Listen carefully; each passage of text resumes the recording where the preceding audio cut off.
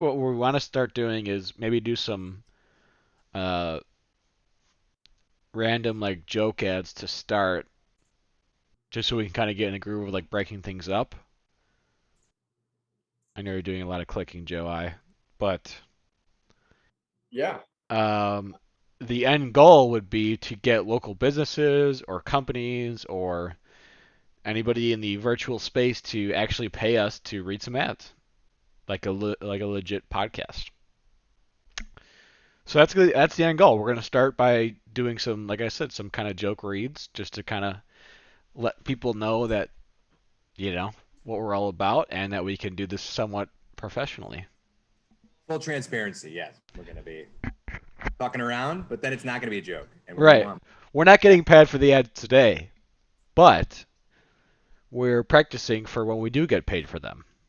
We're doing the free thing. We're acting like Oklahoma here. We're giving free ads to Oklahoma. They're giving free lodging, food, and gas to people to come to their state. We are sending people to the state of Oklahoma based off the ad that I heard, that I am now giving them a free ad to go to that great state. Paying it So, forward. yes. So why don't we dive in, and what one of the on the OK Go page, we essentially found a bunch of things that you could do in Oklahoma, of which I sent to you guys, which is what we talked about in the last couple episodes, was Sasquatch. So Joe, if you wouldn't mind maybe bringing up that Oh, video. was it the one that You were that just you on. I sent? could have showed you which. I could show you Oh, which okay, one. okay. All Yep. right, I'll reshare it. Yeah. All right, resharing.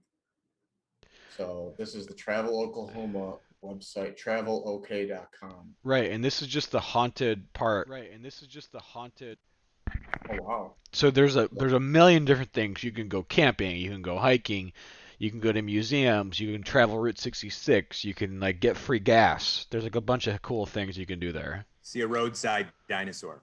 Mhm.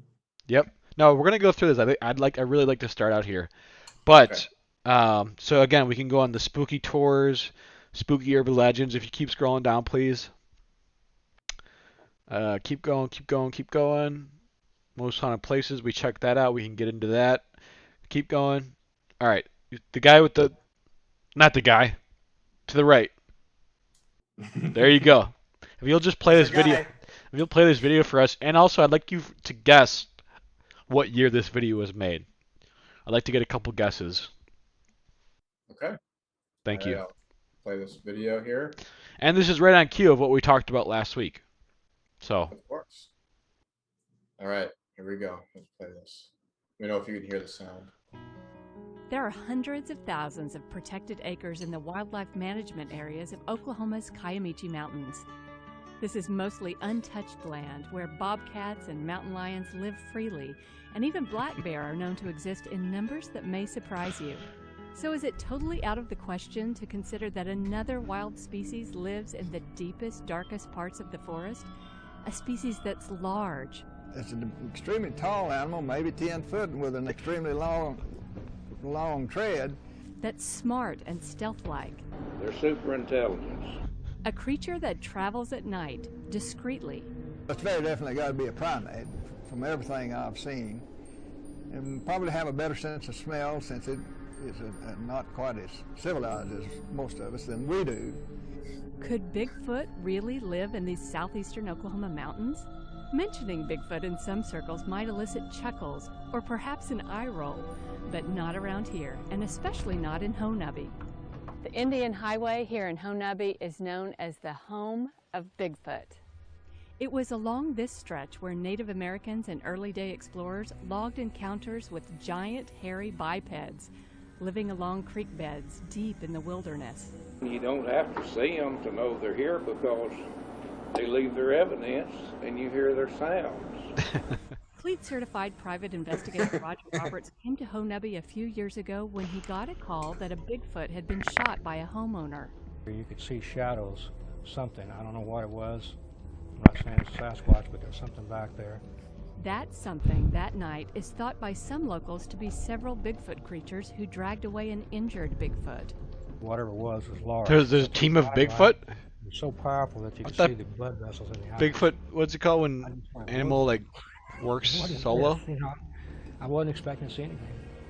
Convincing stories of Sasquatch encounters are plentiful and many are Sasquatch. published. And musing over them around the campfire can add a new dimension to your southeastern Oklahoma camping trip. My family and I didn't bump into Bigfoot on this particular expedition, but several times we felt like we were on the verge. After all, evidence of him is everywhere. This is the Bigfoot favorite at the Honubby Creek store and cafe. Looks good.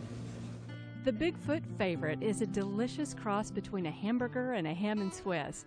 Well worth the drive whether or not you spot a Sasquatch.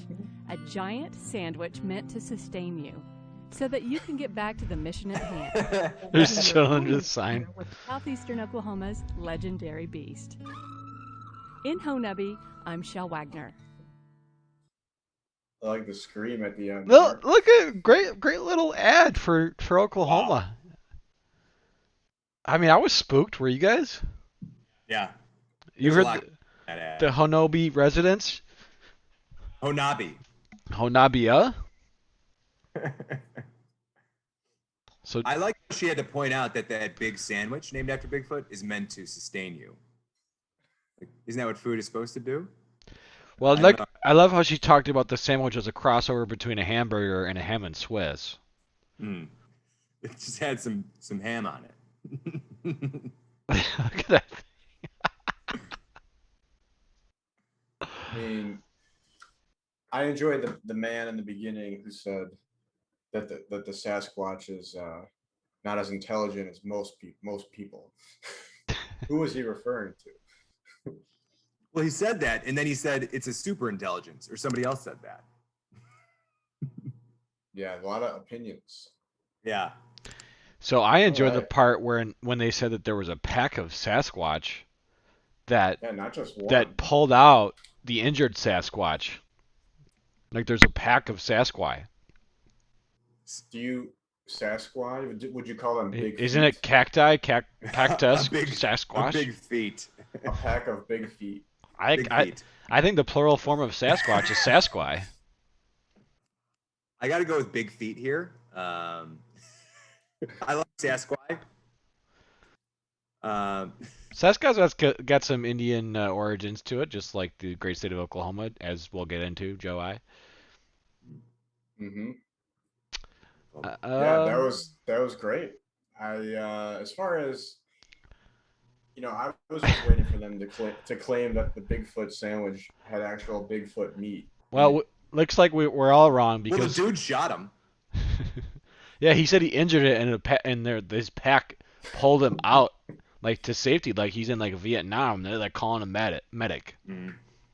The Bigfoot helicopter coming ahead. Yeah. So it looks like we're all wrong. We got Stu Magoo in the chat says a group of Bigfoot.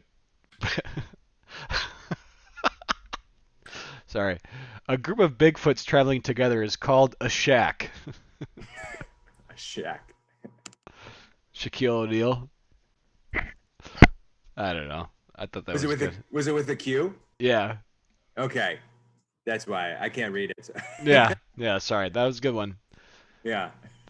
Thanks for chiming in, Stu. But we think, we want you to hear Dr. Lewis really quick in case you missed it. He is a doctor. Yeah, he's a retired veterinarian. Large. It's an extremely tall animal, maybe 10 foot, with an extremely long tread. That's smart and stealth-like. They're super intelligence. A creature that travels at Super night. intelligence. It's very definitely got to be a primate from everything I've seen. And probably have a better sense of smell since it is not quite as civilized as most of us than we do. Could Bigfoot really live in these southeastern Oklahoma mountains?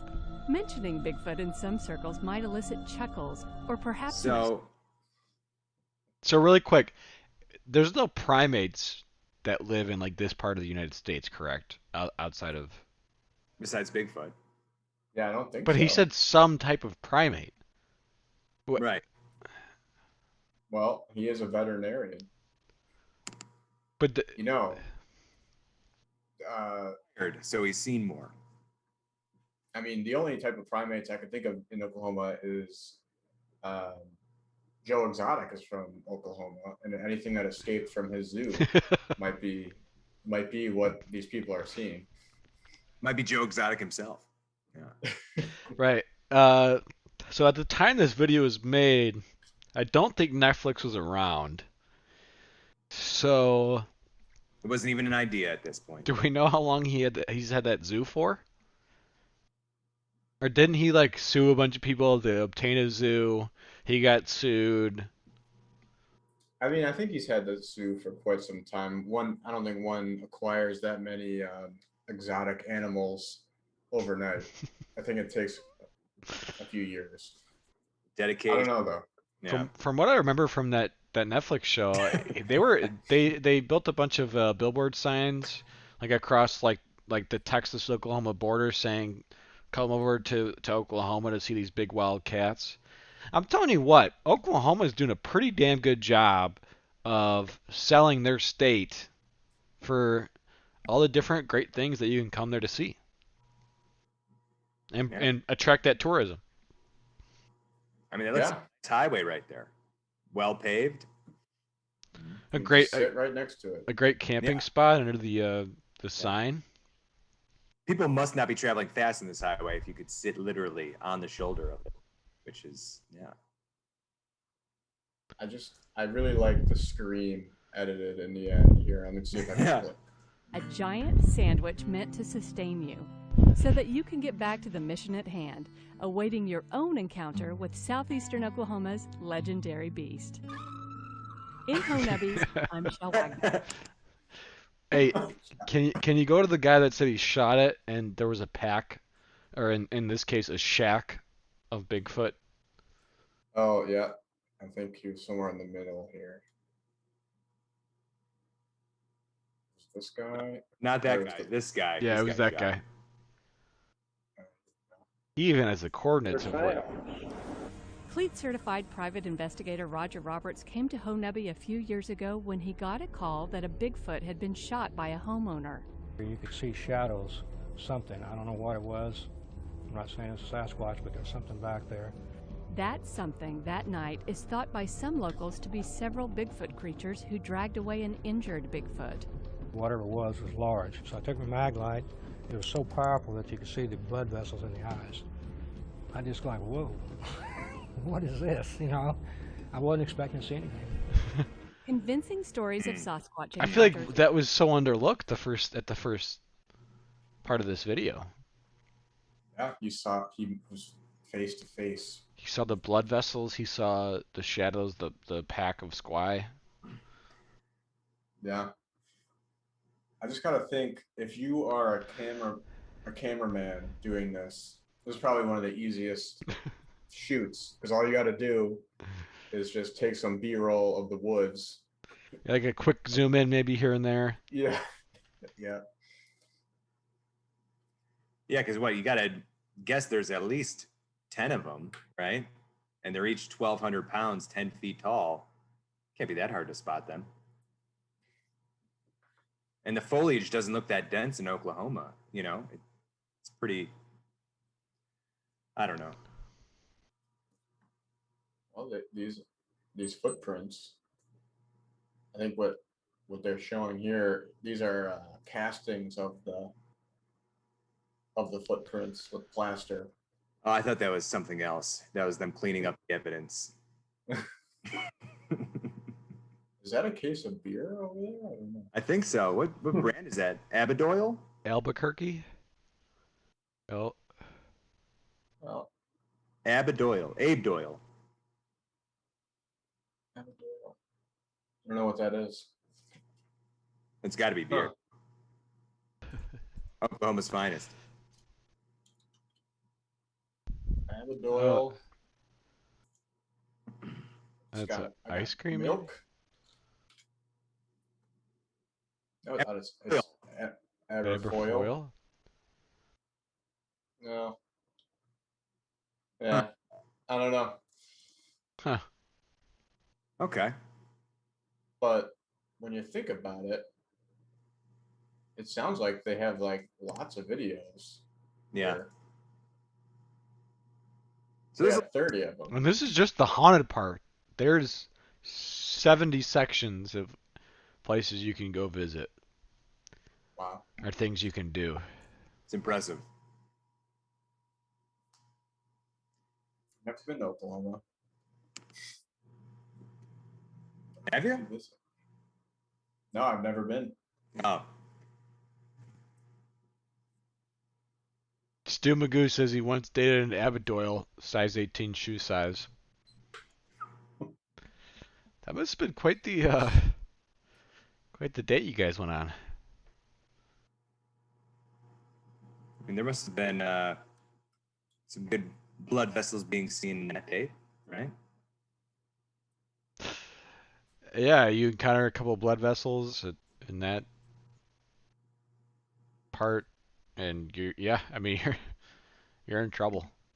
Yeah. Well, I'm in. I'm going to Oklahoma. Say about a month. We'll go. Yeah. Sasquatch season, so Right. good time. They come out. It's mating season, right? I mean, Yeah. So Joe, maybe if you go back to the website and we could just show the viewers at home just what we're kind of talking to for those that just joining in. For those that just joining in, we're looking to make a trip down to Oklahoma at some point, maybe this summer. They've got a great travel website, a lot of brochures and a lot of things that you can do. If you click the things to do tab at the top there, Joe, yep, you'll just see just a vast array of things that you can do in Oklahoma. I mean, I don't know if I've ever seen a travel page like this. it keeps going. Ooh, Roadside oddities. That's take a look at that one. There's a dinosaur in that one. romance. Trust me, I've gone through this. That's quite a dino. That's Named remarkable. Simi, 35-foot tall metal replica of a dinosaur. Wow. Book your flights now. What the hell are you waiting for? No, the ad I was talking about earlier says that there's free gas, so I'm driving down there. Yeah, Okay. and place to stay in a state park. So that means probably just a campsite. So bring your camping gear.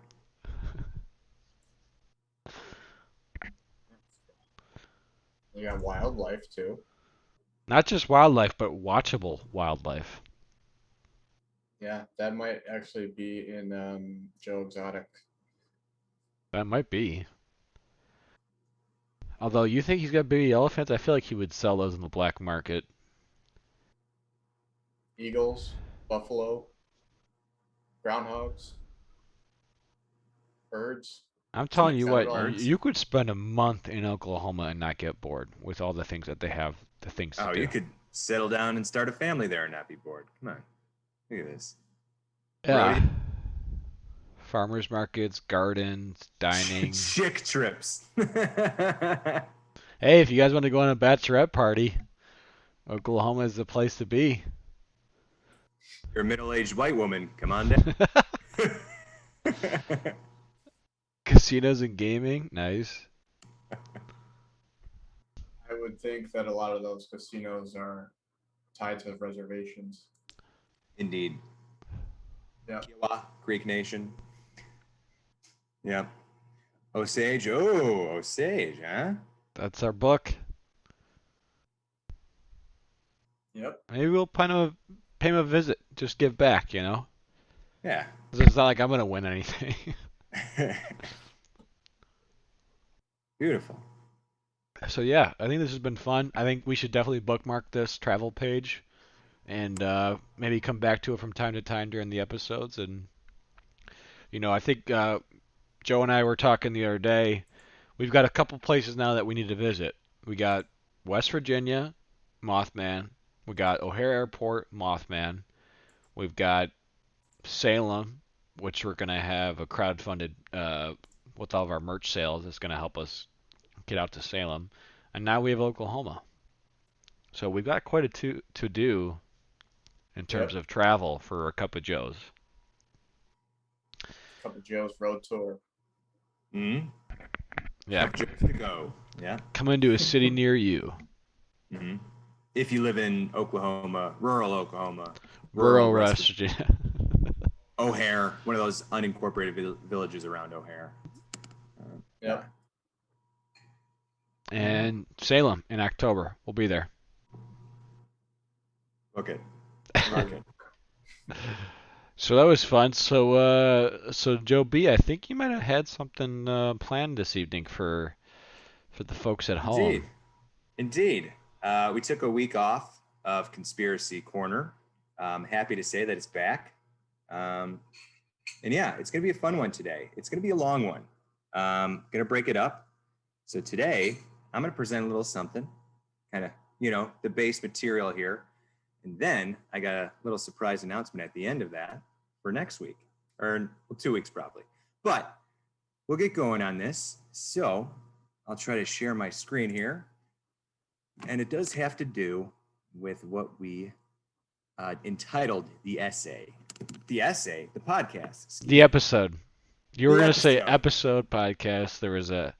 Yeah, there's a little bit of a part there. So let's see. You're a big essay guy. You like writing essays. I write essays for fun in my spare time. You like reading essays. Reading them. Yep.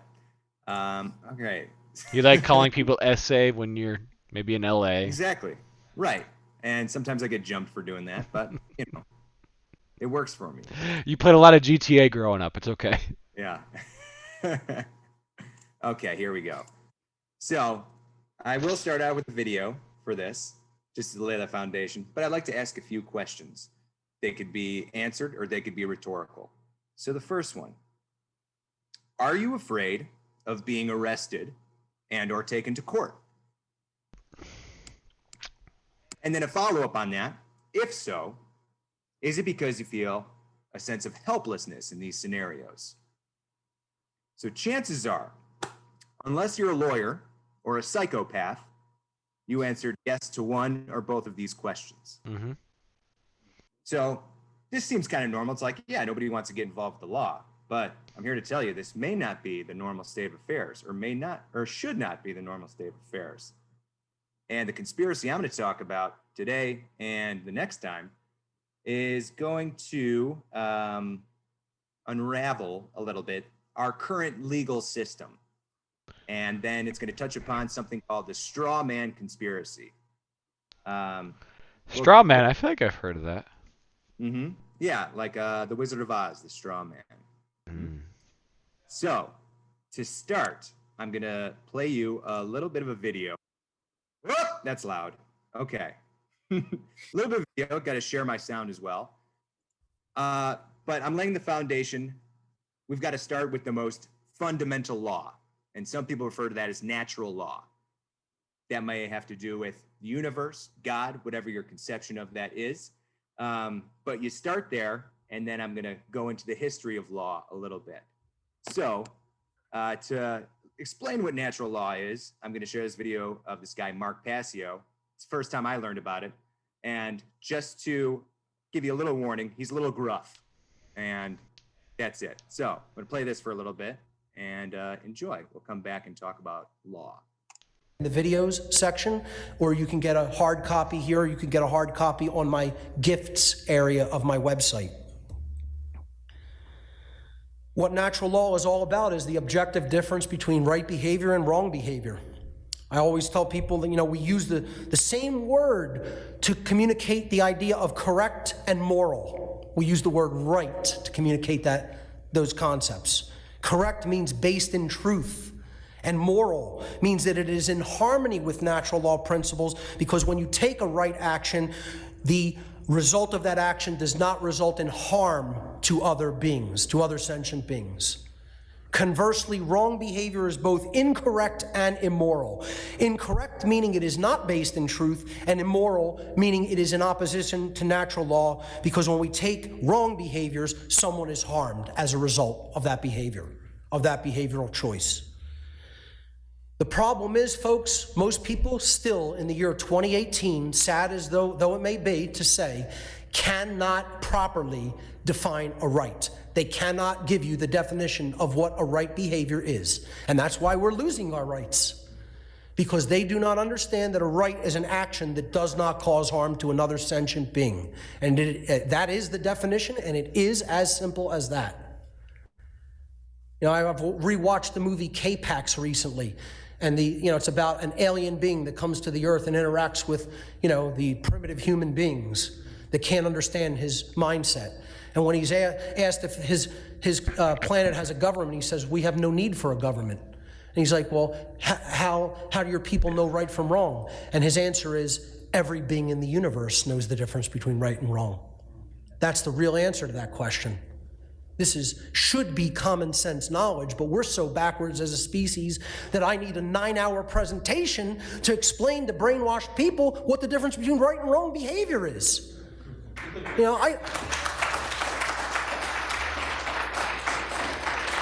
I've said in past presentations, sometimes I sit up at night and laugh at the ridiculousness of what I do.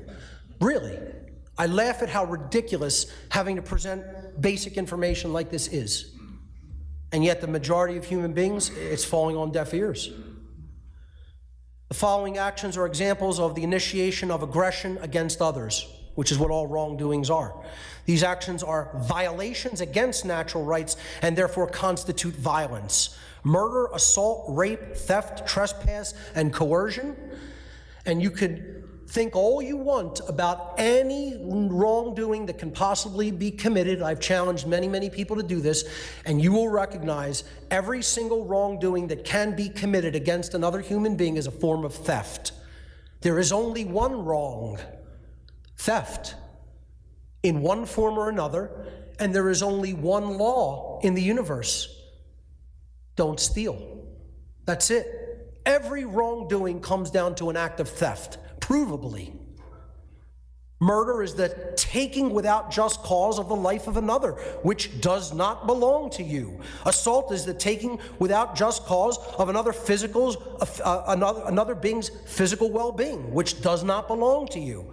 Rape is the taking of another's free will sexual consent, which does not belong to you. Theft is the taking of property, physical property, which does not belong to you. Trespass is the taking of the security of another person in their domain, in their dwelling place, which does not belong to you to take. Coercion is the taking of another being's free will, which does not belong to you to take. Every wrongdoing is a form of theft. There's no wrongdoing anyone can think of that is not a form of theft. Natural law versus man's law. Natural law is based upon principles and truth which are inherent to creation. Man's law is based upon dogmatic belief systems which are the constructs of a diseased mind. Natural law is only ever harmonized with due to knowledge and understanding, or not harmonized with due to ignorance. Man's law, on the other hand, is only complied with due to fear of punishment. Natural law is universal. It exists and applies anywhere in the universe, regardless of location. Man's law differs with location based upon the whim of the legislators who are making up these decrees and commands. And that is a form of moral relativism, the idea that we can decide what right and wrong are, that they are not objective and inherent to creation because they are based upon actions. Natural law is eternal and immutable. That means it exists and applies for as long as the universe exists, and it cannot ever be changed by any action that any being within the universe can do. Man's law, on the other hand, changes with time based upon the whim of legislators, which is also moral relativism.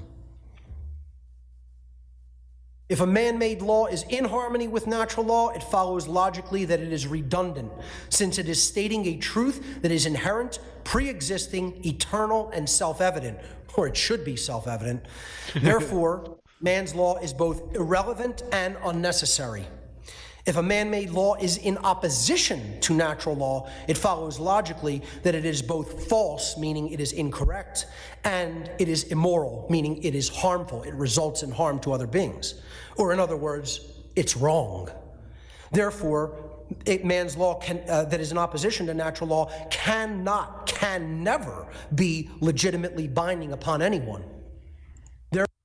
Alrighty, so that gives you just a little bit of an idea of what natural law is. And you could probably tell what he thinks of man's law, but we'll see how in tune man's law is with natural law by looking at some history. So, Jose, you want to bring up anything, any thoughts you got before we dive into the history here?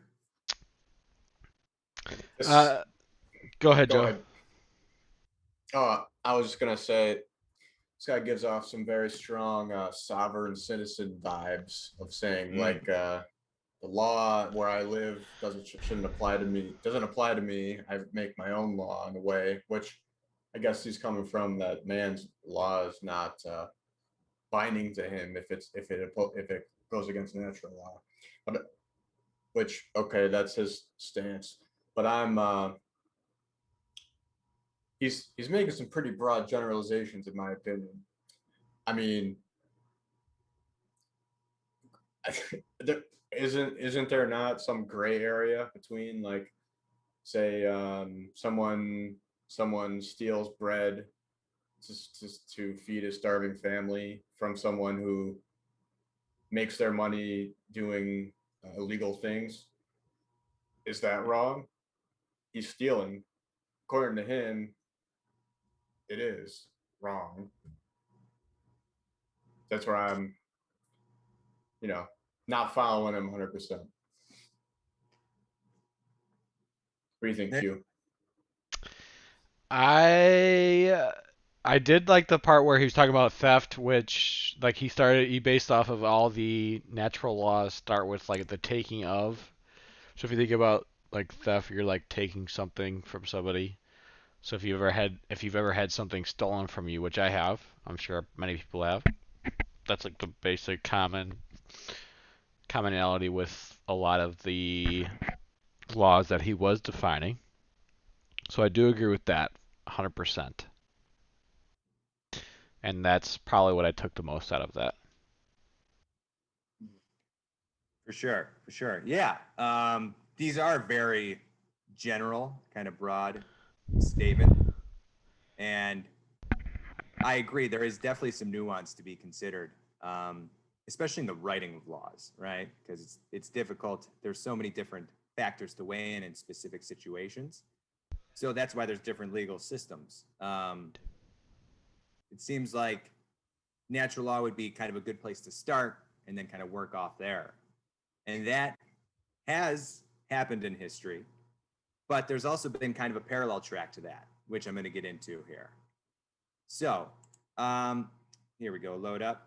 What I'm going to get into now, you guys can still see my screen, right? Everything. Yeah. Good. Cool. I'm going to be referencing the Black's Law Dictionary for a lot of this stuff.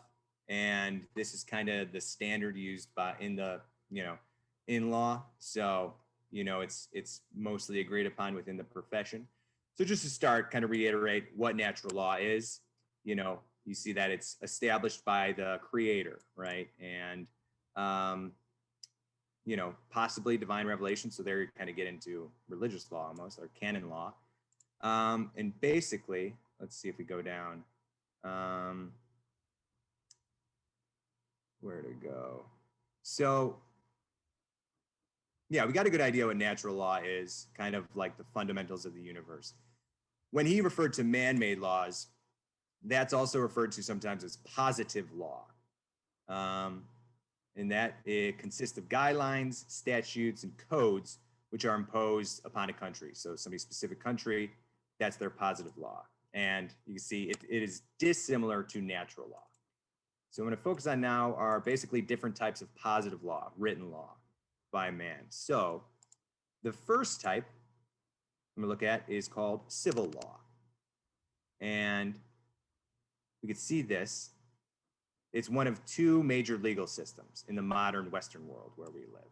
And the other is common law, which I'm going to talk about in a second. So civil law, it says, is taken from Roman law, and it's used in continental Europe, their former colonies, the Isle of Man, Latin America, Scotland, Louisiana, and in Quebec. So they're doing it differently down in the good old bayou. Maybe a French influence. Yes, indeed. So how does this work? Well, you have an expert judge that decides cases without the help of a jury and without any reference to precedent, so something that was established before. And this is flipped from what we're used to, but every defendant in a criminal trial here is presumed guilty until proven innocent, right? So under common law, which is practiced in most English-speaking countries, a person is presumed innocent until proven guilty. So let's look at common law just a bit. So common law. Everyone should know this one, right? It's Well, yeah. It's good to kind of know about this. It came about in England, and I'm going to go through a paper that kind of shows its history and how it developed, but developed around the time of the Magna Carta, which was in 1215. But basically, if you look down here, let's see. Yeah, it's a body of law that basically evolved. And common law is essentially thought to spring from ideas of natural law. So that's the main thing to get here. And it's an immutable authority. So now we're going to get into history a little bit. We mentioned that civil law originates in Rome, right? And you know what they say in every conspiracy theory, all roads lead to Rome. So let's go there, Joes. Oh, I thought you were going to say one in Rome. Oh, that too. So here we're talking about Roman law. And what did I want to point out here? So some of the big things to look at. Yeah. If you hit Control and then scroll down on your mouse, you'll be able to zoom out a bit. Oh. There you go. Beautiful. I like it. Well, I'm just saying it seems zoomed in. Yeah, this one was. So yeah, basically we said civil law came from Rome, and it was codified or basically compiled under Justinian I in 527 CE, because he found the Roman law in a state of great confusion. So he wanted to basically compile everything and make these decrees for everything. So that's something to remember as we continue to move on. Let's see, go down a bit. He basically wanted to organize the empire. And then, if we go down, a couple of things to make note of in the civil law, Roman law, is the law of persons. So, the main distinction in the law of persons, said the 2nd century jurist Gaius, is that all men are either free or slaves. So, this distinction between a free man and a slave was codified into Roman law. It's put into place there. So, that's a principle of it. There's basically 2 categories that you can be in. And then that also has to do with citizenship, right? Because it's only applied to citizens and not necessarily slaves. So that's something to remember as well. And if I go to this next link here, this is an article. I'll zoom out of here too because it's kind of zoomed in. Yeah, were you reading these without your glasses earlier? Or? I had a magnifying glass, but it wasn't working that well. So this is basically, you can see the title of this article, The Role of Canon Law in the Catholic Tradition and the Question of Church and State. So this is kind of fundamental to the law as well. Where does state law begin? Where does church law? I mean, now it seems very separate, but in the past this was a big issue, especially in Rome, because that's where the Catholic Church was born out of. And basically, some people argue that the Vatican is basically the continuation of the Roman Empire. But I'm not here to argue on that. What I wanted to show is, let's see, which paragraph was this? Here we go. So I just mentioned the Code of Justinian, right, for civil law.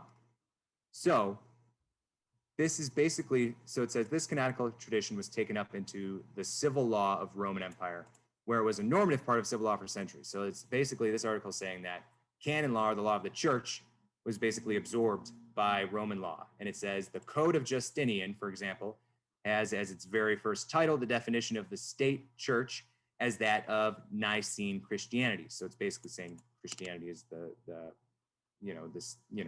religion of the empire, and it's adopting its laws. So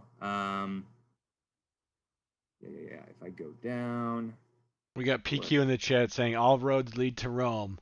I like where you're going. All started in the 1600 people. Earlier than that. Wake up, sheep.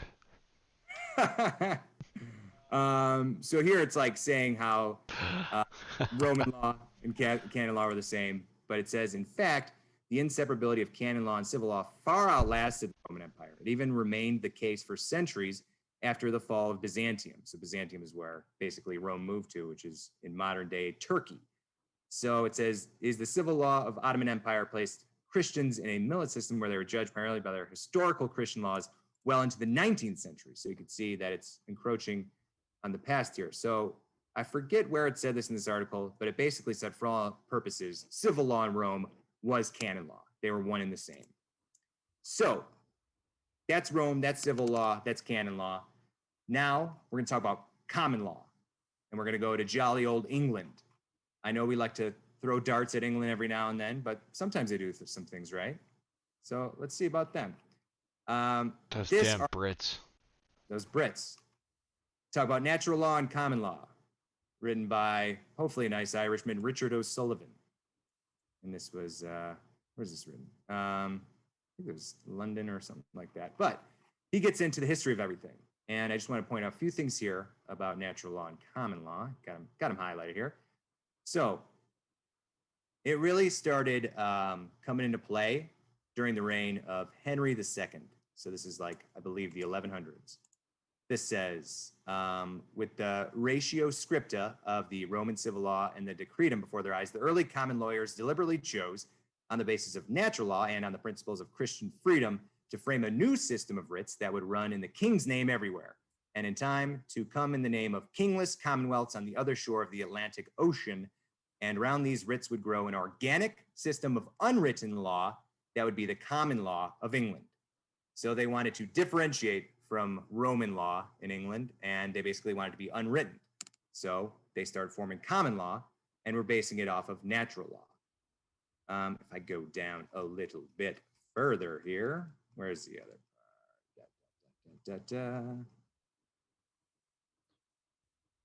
I would imagine there would be problems with that. If it's unwritten law, that means it's up to interpretation of whoever's enforcing it, right? Indeed, yeah, that would be kind of the argument against it, because there's civil law, everything's written out, right? So in this would be, okay, what happened in the past? How do they decide this on the past? And then I'm going to weigh these factors and make my decision. So there is like a little bit of individual discretion there. So this is one reason why they wanted to get out of Roman law. It said the Roman civil law and the Jus Gentium are condemned for their attitude to slavery, because they basically accept slavery as a natural condition for humanity, right? So common law was born out of the desire for freedom, right, for all men. And if we go further down, the aim of the common law, acting in consonance with the principles of natural law, is to make free men living in the fellowship of a free community. So trying to make free men with unwritten laws. The will of man cannot alter the nature of things. So here, the will of man cannot alter the nature of things, although you got to decide how you judge cases there. I don't want to take an attempt at that Latin, but it said the rules of human law cannot derogate from the divine of the natural. Sorry to cut you off. That Latin right there, that's clearly was just like a Game of Thrones quote. Do you want to give it a shot? Valentus hominis non potest immatur naturam. Pretty good. The last two I fucked up, but the first two, that reminds me of like Valar Dohaeris and those Game of Thrones words, you know. What's that word she says when she tells the dragons to spit fire at somebody? Dracarys. Oh, Dracarys. I was gonna say Valar Morghulis. Yeah. Oh yeah, that's what's his name? Anyway, so maybe George studied, old ancient Roman natural law. Oh, he did. Yeah. So this is, again, just a little bit about that natural law is not changeable by time or place. It's universal. If I go down further, I don't know if I have anything else. Okay, so in the later part of this article, it kind of talks about how common law was established and it had those ideals, but then a lot of power was given to the Parliament in England. And essentially, the power of Parliament started growing to an unchecked measure, because usually they were, subservient to the king. But when that changed after the Magna Carta, their power started to grow quite a bit, and they didn't really have anybody checking them. So here, kind of talking about the growth of Parliament's power, a law may be unjust and contrary to the principles of sound government, but Parliament is not controlled in its discretion, and when it errs can only be corrected by itself. So, can't really expect them to do that themselves, because why would they want to? So this kind of gets in a little bit. They see the omnipotence of Parliament, and this kind of explains why the U.S. government has checks and balances, right? Executive branch, legislative, judicial. But let's see. Basically, this growth of Parliament threatened the development of common law. So that's all we need from this article. I go to the next one here. There's a new law that I need to introduce that's been lurking in the background the whole time, that not a lot of people even pay attention to, but some argue that it's very important, especially for our current legal system. So common law, which we've been talking about, is called sometimes the law of the land.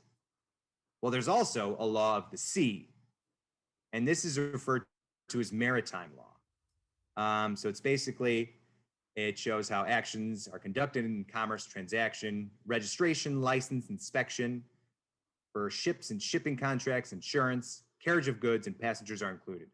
So if you think about trade and commerce, obviously it really started on boats and people going to foreign lands to trade all this stuff. So they needed like a universal code, some sort of maritime law to regulate all the different transactions, so that you don't go to a place and get stiffed because it's like, oh, well, we don't follow the same laws as you.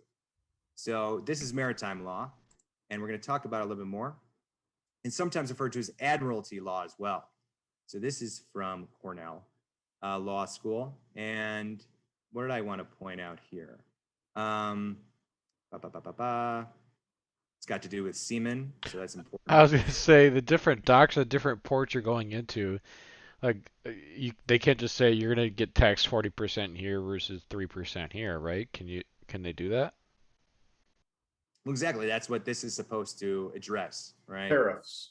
It ties into tariff law, and I'd imagine a lot of maritime law was brought out at the time of piracy, like Pirates of the Caribbean time. Absolutely, that plays into this 100%. What did I want to point out in this part here? Wait, well, go to that last part. Go to the last part. Which part? Keep going. Oh, here we go. It's not. No, go ahead. So, yeah, this is kind of what I want to point out. So this is basically saying admiralty law in the United States developed from the British admiralty courts present in most of the American colonies, right? So basically admiralty law, and I'm going to get into the history a little bit of it, but that itself started around the same time as in like the Roman times, even further back, I think, with the Phoenicians maybe. But then what I want to say later, although admiralty law shares much in common with civil law, it is separate from it. And then another thing, common law does not act as binding precedent on admiralty courts, but it and other law may be used when no law on point is available. So there's a recourse if you're not in an admiralty court. So the main thing is to watch out for admiralty courts, and they came from Britain to America from before Britain. Wait, hold on. Go back. Go ahead.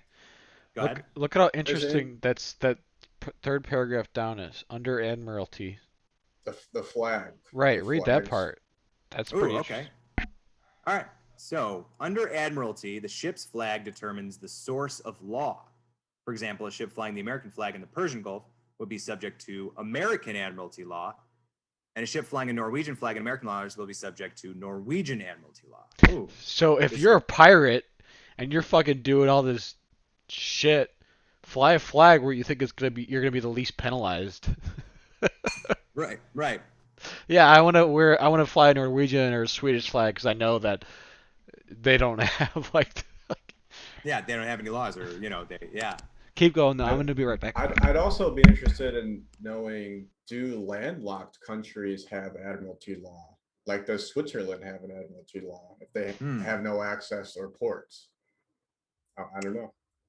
That's very interesting. I would think at this point, yes, because I did see somewhere that admiralty law developed into, I think it's the UCC, the Uniform Commercial Code, which basically oversees any type of business transaction now.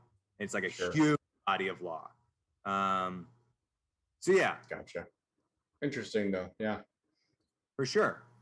So it's interesting to see these different tracks of law through history, and some are in contrast with, like, you know, against others, and some, you know, have grown in influence over others or been adopted by more countries. So one thing I wanted to point out is something called the Laws of Oleron. And this is from an Oxford reference. It is a code of maritime law enacted by Eleanor of Aquitaine. And remember this name, who married Henry II of England in 1152. So here we got maritime law. And this is probably where maritime law started being introduced into England under the reign of Henry II, the same time that common law was developing. So almost the story here is that as common law was being developed or grown in England, maritime law came in at the exact same time, right? And, you know, one's the law of the land, one's the law of the sea, but the story might not be that clear cut, where one might be encroaching on the territory of the other. So, and one thing I wanted to point like in a swamp. Exactly. Land or sea. I don't know. Yes. Yeah. And, you know, they say eroding shorelines right now, right? You know, the water's encroaching on the land. So it's a story as old as time here. Interestingly enough, about this document, the original book of the Admiralty, it says down here, the original book disappeared from the registry of the High Court at the beginning of the 19th century. So the original disappeared. They don't know what happened to it. You're just always curious when something disappears, especially that late in time. If you know, in the 19th century, you would think everything's being watched very carefully. So, oh yeah, one other thing. It is possible that the laws were based on the older Rhodian law of the Mediterranean. So based on that, let's go check out what that is. And we're in the Encyclopedia Britannica here. So Rhodian Sea Law, or Latin Lex Rhodia, a body of regulations governing commercial trade and navigation in the Byzantine Empire, beginning in the 7th century. It influenced the maritime law of the medieval Italian cities. So, if you remember, I mentioned earlier that the Byzantine Empire was basically kind of the surviving Roman Empire, or the other half of the Roman Empire that survived.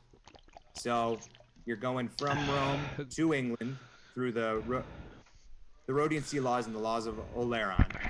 And let's see, if you see this, the Rhodian Sea Law was based on a statute in the digest of the Code of Justinian, commissioned in the 6th century, and on maritime customary law originating on roads in ancient times. So even this goes directly back further to Rome, the law of Justinian, the Code of Justinian, right, where he talked about civil law. So maritime law was born in the same place. If we look a bit later, it says Rhodian sea law persisted in influence, if not in actual practice, through the 12th century, and then it became obsolete. But it did develop into those other laws adopted by England.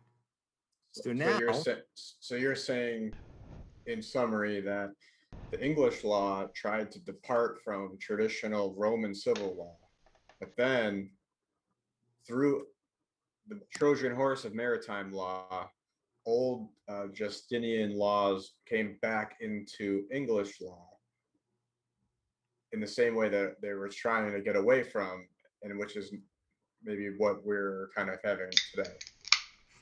Exactly. Yes. That is a great summary so far. Yeah. So they're trying to get away from civil law, the Roman civil law, but that Code of Justinian sprung some offshoots, you know, law, and then there's maritime law.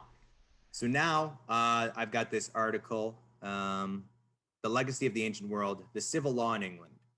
So if I go down a little bit here, this is kind of talking about the history of, you know, kind of what we talked about. But this gives you a little bit more detail. And what does this say? Okay, let's see the context here. So we're talking about, this is like the 14th century. So 1300s, around that time. So this is, after, so maritime laws here, all that stuff's here. Common law has been introduced. So now, it says, on the other hand, in the church courts, our litigant will find the academic Romano canon law being applied. This is in England. The importance of this law for the development of English law can only be determined when more of the records of the medieval ecclesiastical courts are published, when we have a clear idea of the extent of these courts' jurisdiction. So this is basically saying that canon law was finding its way potentially into England at this time, into the laws of Parliament. And then if we go down a little bit, so we got canon law for the church, and then in the merchant courts, where our litigant may go if he is a merchant, the law applied will be the custom of merchants, a diverse body of rules that will become a transnational body of law with substantial civil law underpinnings. Some influence of the law merchant can be seen as well in the borough courts. The civil law element in the law applied in chancery and blah, blah, blah is more problematic. So this is seeing how civil law is still encroaching, and it's a transnational body of law, which means across nations. And then if we go down further, in addition, the High Court of Admiralty, so this is that maritime water law, and local admiralty courts are seeking to expand their jurisdiction over mercantile matters, while an offshoot of the council, the High Commission, commissions for ecclesiastical causes, is tending to draw business away from the regular ecclesiastical courts. So what this is showing, and this is under the reigns of James I and Charles I. So I believe, is that still, I don't even know what time period. Is that a TikToker? What's that? Nothing. So yeah, this is basically saying, after common law was introduced, not only was canon law trying to make its way into England, but you also see that this is like directly saying that admiralty law courts were seeking to expand their jurisdiction over mercantile matters. So that's basically all business. And that may be what has happened throughout the centuries, is that it's gained more power over not just business, but maybe it's encroaching on the law of the land, the common law.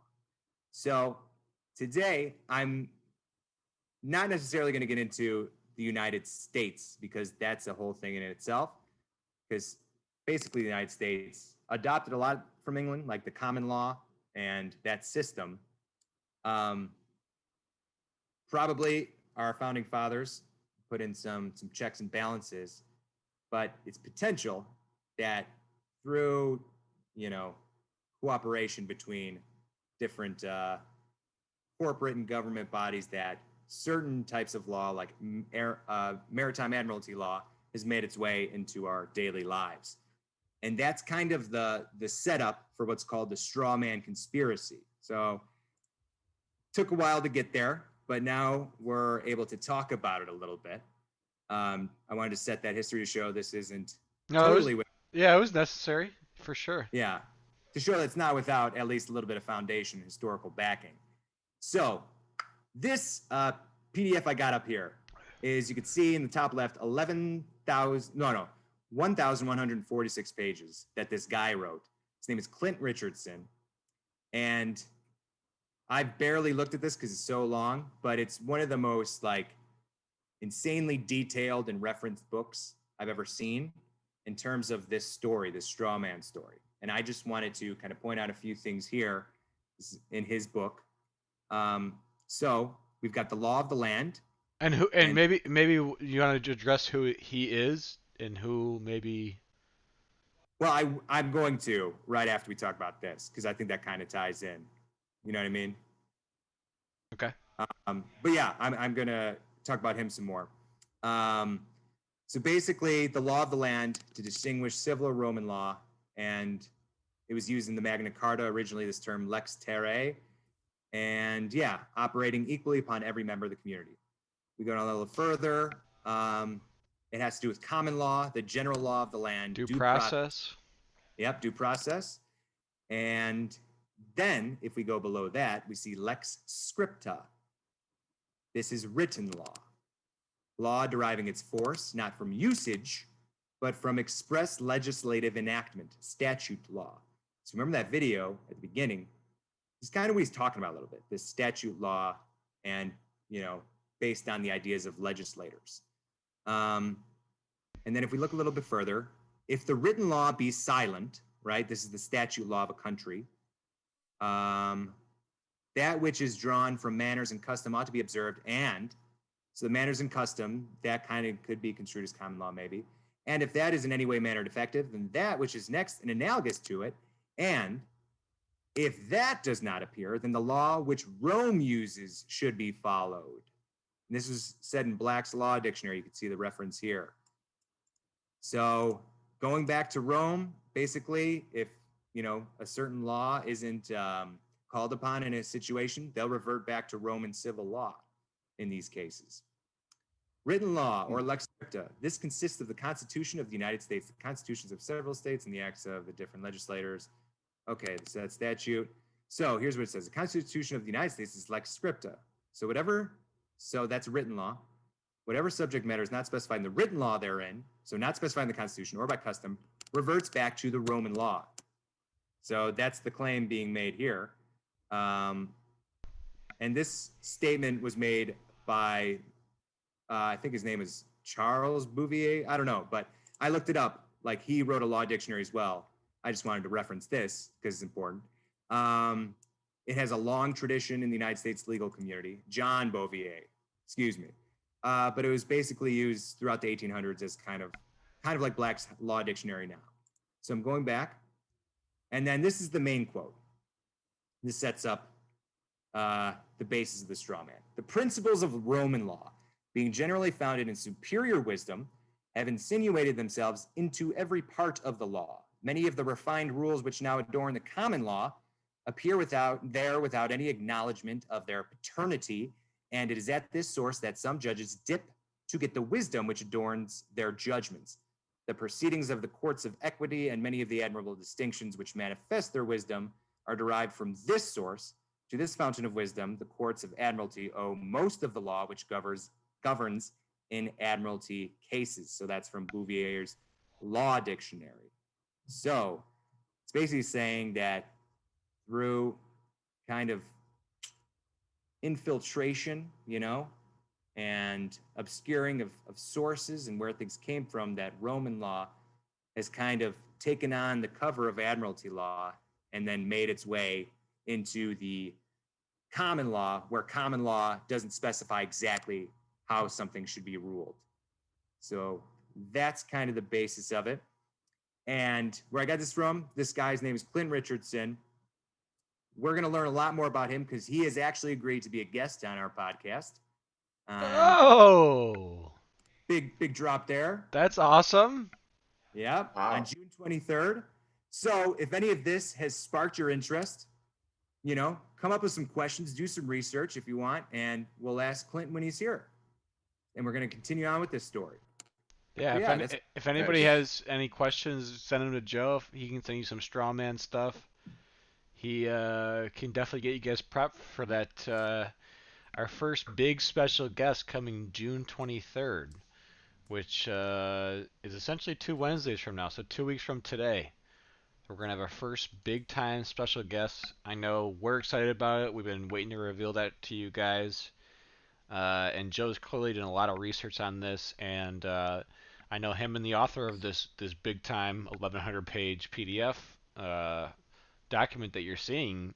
Him and Joe have been in communication, and he was happy to come on. So it seems like this is a big opportunity for us and for our viewers, and I think this is gonna be good. Good start to the summer for a Cup of Joes. How about that? Absolutely. Awesome. Amen. Oh, let me stop sharing. So yeah, I mean, I'm for me personally, I'm gonna certainly want to do some research on this topic, and not just go into this somewhat blind, because I certainly know that I have a lot to learn, and even just with an open mind of what this guy's all about and what he is certainly writing about. So, Joe, did you ever think maybe in a past life you could have gone into be a lawyer or something like that, or? or I like that field. wear a suit every day. I like my t-shirts and underwear too much that I wear around the house. I couldn't So, even imagine wearing a suit to work every day. I couldn't even oh imagine. no, This no, day no, and no. age, are you kidding me? Hmm. I mean, never mind. I'm not gonna say. Yeah, PQ's excited. He's pumped. He goes, "Who's running it? The Jews, the Catholics, the Jesuits, the Archdiocese? No, we don't know who's running this. The law has changed over time, and depending on what part of the world you're in, you're certainly dealing with a different type of law, and there was a lot to take in there. But I'm very curious about the uh, the law of when you're in the sea versus like the flying the flag. I know that was kind of just like a quick, but I've been reading a book right now on like pirates and shit. So I So wonder. I'll give you a little tip. I was going to include some stuff about piracy and about the British East India Company, but I felt like it was a little bit too much to throw in at once. So if you want, check some of that stuff out on your own time, Q. Anybody Okay. else who wants? Yeah. Yeah, I'd be interested to hear his opinion on what are the implications in the world we live in today, as far as you know, maybe certain communities are the law is enforced differently than others, and maybe that has ties back to the Roman view that certain people are not equal. Mhm. And I wonder if the law is not written explicitly, does that seep into how the law is enforced today? Yeah. It's crazy to think about because you think about the Declaration. Is the Declaration all men are created free and equal, right? Mhm. So you would think that that would kind of quash that or nip that in the bud. But is there any way that that Roman law has found a sneaky way to get in there and has created two classes of citizens, you know? I'm also curious, just like just like even just like you like get to like just like the different variables of like jurisdictional federal law, uh, just like simplistic terms for just people who live in this country even. How if you just cross a border, right? If you cross a state border and you're carrying drugs, just like simple stuff like that. That kind of interests me. Joe, we probably won't be able to get into it tonight, but I think that maybe we can touch on that maybe next week if we want to get into Killers of the Flower Moon then, because that kind of can expand upon a little bit of what I'm talking about and getting Yeah, that into. plays a role. That plays a role in that story as well, Right, like as far as crossing the state lines with the federal, yeah, somewhat of a federal law being introduced yeah. and a federal Hmm. team of investigators to kind of fight this, Hmm. obviously a surreal issue, but how is that kind of transpired to a lot of the law that we live in this 21st century day and age. Hmm. Nice Yeah, to think agreed. about. So I think this would be a good stepping stone to kind of maybe get into that just for like, just for me and my kind of like view of The lens that you're yeah, looking yeah. at it through. Yeah. Hmm. Yeah. I want you to think, because that book, I'm definitely not as versed in as you guys are, but the idea of like Indian reservations, right? Do federal laws not apply there, right? Or certain laws don't apply there? There's so many layers to it. It's just so hard to describe. Like there were people from the government first of all controlling these people's like money and like banks and like telling them like they had an allowance for like the billions of dollars they had at the time. Yeah, from their own money. Yeah. Joe's certainly more fresh on the topic because he just finished it. It sounds like today. And for those of you Yeah. who don't know what we're talking about, I know I've brought this up now a couple times, but we're definitely not going to be able to fit this into tonight. But Hmm. this is certainly what we're going to want to talk about probably next week before we have our special guests on the following week. Sure.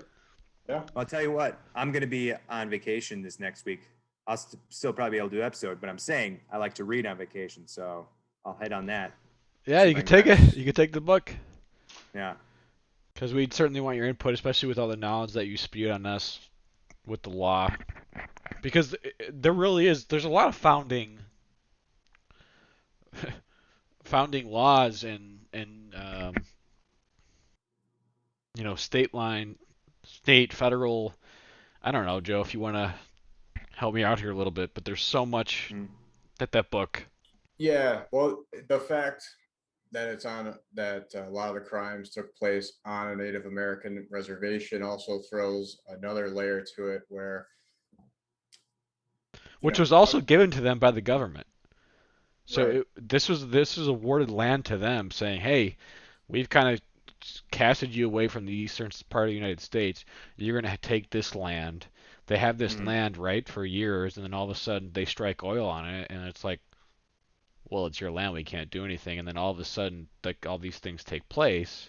But right, there's just so many layers to that led up to this point. And it wasn't even their original where they lived. They were originally in Kansas, and they were relocated to Oklahoma. This particular tribe. Right. Yeah, there was a lot of conflict as to where the trial would take place, trials would take place, who would be presiding, what would be the court. Like even there are even like weird laws that you wouldn't think even in modern day. Like I'm thinking of the Jodi Arias murder case in sorry, maybe it was a Casey Anthony murder case. It was tried in Florida. Famous case about 10 to 15 years ago. Yeah, there's at the end of it, I think because it's in Florida, the jury gets to directly ask questions to the person on trial, which is very unusual. You know, I didn't know that. Any question you could think of as a jury member, you could just ask someone on trial for murder at the end of it. At the end? Closing statements. Yeah, at the end. You get to ask whatever question you want. Like that is like unheard of in every other state, but in Florida, that's how it's done. So it's just like even something like that can completely change the way that laws not only tried but enforced, and can influence your public opinion if you're on trial for something and the jury asks you a question completely out of the blue, completely change the public opinion of who's on trial. Not saying that happened in the Casey Anthony case, but it could have in some other type of case. Yeah, I mean, it's just, you get, again, the federal state. I mean, the book we're talking about, like, you really start to see some of these federal laws, like, get intact. I mean, who knows if Huber has a career prior to this state, or prior to this case breaking, because he was kind of some low level, not low level, but he was being used, in talks with the president. But other than that, like, the FBI wasn't what it is today prior to this case happening. So, I certainly am excited to touch base on that. But then getting back to the statewide thing, and again, this is just, stuff I know. A lot of stuff that Joe was talking about earlier, that's just so beyond me that I certainly need to do some research on that. But you just get into like different states, you go to trial and like you can broadcast a national televised trial in this state, but in this state you can only have some lady who's 75 years old typing on it to create some document that nobody's ever going to read, at least in this day and age when if you go on trial in a state where it's broadcast on live television, everybody who has Twitter is just going to see, hey, you're basically going to be presumed guilty, in the public eye, versus if you go to trial in a state where it's not broadcasted on television. So there's just so many different, layers to even, the United States, where I think that we're going to be able to circle back this conversation with maybe when we have our guest in a couple of weeks with how that law has kind of run its course from the Roman times throughout the 13th, 14th century, 16th, and then where we are today. Mhm. Yeah, I'm excited. It's a great get, Joe. Nice show. Yeah, so if you had maybe like one last thing, in terms of the folks at home, maybe Joe and myself, what do you think we should be doing to prep for this? Just because, I mean, this is certainly probably the biggest moment of our podcast. So what do you think we should be doing to just kind of prep for these next 2 weeks? Right. Well, we did have the Loggins family on, so that was pretty intense, I will say. That's what put us on the map. Now we're, now Yeah. we're big time. Yeah. Let's see. What I would do, yeah, I would just kind of, be careful what you look, because a lot of stuff is not going to, when you got dealing with things like this, like certain conspiracies, things might not be true. So just go in with an open mind. Be skeptical of a lot of things you read the first time. Try to back them up when you do look up something. And basically look into the straw man idea. Straw man, okay. Yeah. Maybe try a couple different browsers, or search engines, not just Google. There's other ones. So there's straw man. There's another ideas like, Joe, you kind of mentioned at the beginning, but something somewhat similar to this is that sovereign citizen idea. So there are some people who, claim that, and I do not claim that. Try to claim that if a cop pulls you over, you'll get, your laws have no jurisdiction over me. Do not say that. But look at some of this stuff and kind of look at the arguments they make and see if you can kind of find if there's any merit to that kind of stuff. And then also some historical things from the U.S. Look up like Social Security, birth certificates, when that came into play in the U.S. The 14th Amendment is another thing to look into. Civil War. So kind of see what was happening during these times and if that has anything to do with what's going on, what I talked about, and then the straw man and what we're going to talk about. Yeah. What's the name of the guest again? Cliff? Clint. Clint? Yeah. So he's got a website where you can access this PDF too, just for free. I think it's Clint Richardson. Yeah. Strawmanstory.info. That's the one. Yeah. If you go there, you can just get that PDF if you want to look up anything in there before we do it. All right. Yeah. Just found the 1,100 page PDF. I just posted that in the chat for the folks at home in case you want to take a look at this. Again, we are going to have Clint on our podcast 2 weeks from today, 6/23. So we hope all of you will join us then. And again, we encourage you to do your own research. We really hope you guys are going to have some questions. If you want to just send your questions to us prior, if you want to type them in the chat, I think it's going to be a really fun, immersive experience and knowledge, get together. Oh, yeah. So Cool. I'm excited. Same here. Same here. This will be our first video guest. Yeah. That's right. Oh, and for those of you too, I know we got a bunch of people in the chat now. Some exciting news that we are ready to share with you is we have our own YouTube channel now, YouTube page, which we're going to be sending out some fun videos on, some fun promo stuff like that, some highlight reel stuff, and you're going to be able to find all of our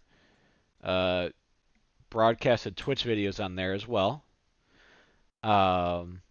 So look for some links and some updates on that. We're also going to be exploring our own merch line.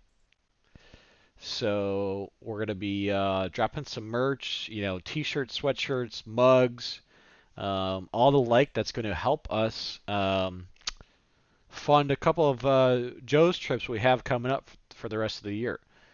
We're going to do a bunch of fun stuff that we got lined up. So we'll hopefully that you guys are going to, buy some merch and help support us. And we're really going to, take this seriously. We're going to get in the ad game and, make this thing take off. So we appreciate all you guys tuning in.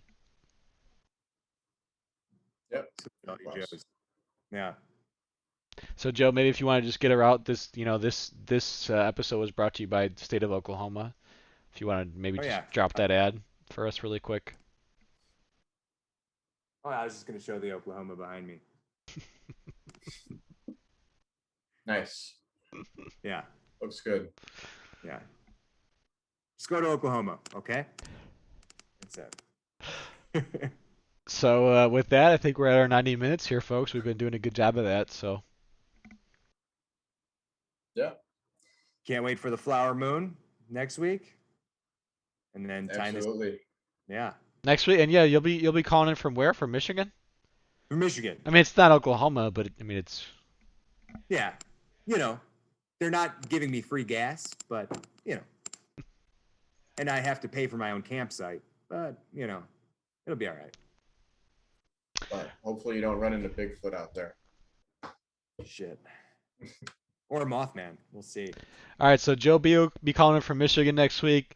Me and Joe I are going to talk about the book next week. It's going to be a fun episode, pretty lighthearted, and we're going to really try and get prepped for a couple weeks from now. So. All right. Yeah. All right. Cool. All right. Well, I appreciate everybody tuning in tonight. That was fun. Thanks, everybody. Yep. Thanks, everyone. Have a good night. Take care.